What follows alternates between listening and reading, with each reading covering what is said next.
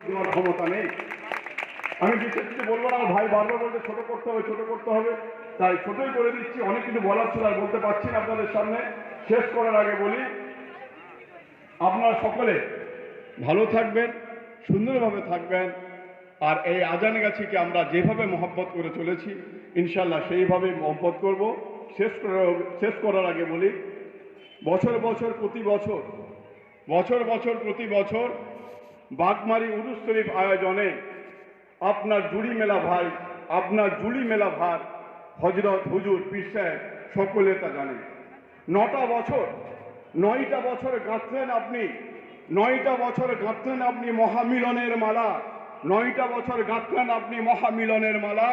ধন্য শুধু কলকাতা জেলা নয়, ধন্য পশ্চিম বাংলা, ধন্য পশ্চিম বাংলা, ধন্য পশ্চিম বাংলা। আপনার জন্য আমার পশ্চিম বাংলা সবাই আমরা গর্ব অনুভব করি, আমরা ধন্য মনে করি। তাই বক্তব্য শেষ করলাম।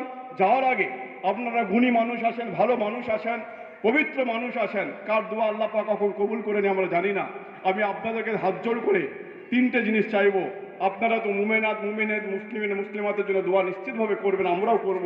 পার্টিকুলার আপনার সামনে যারা বললাম ডায়মন্ড বসে আছেন, হীরা বসে আছেন, তাদের সামনে হাত জোড় করে প্রেয়ার করবো, আপনারা দোয়া করবেন যেন ওয়াইজুল হক কোনোদিন কারোর কাছে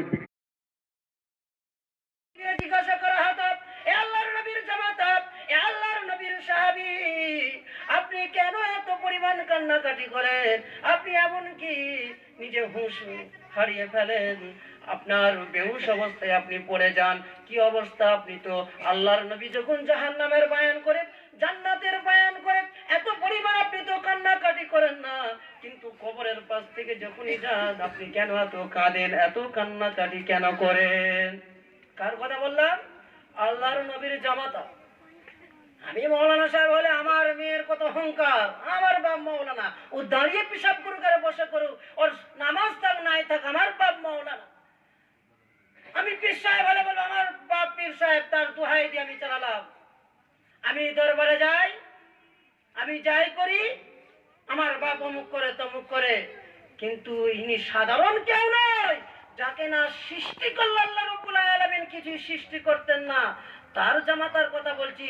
শুধু তাই নয়, আবার তিনি আল্লাহর নবীর সাহাবীও ছিলেন।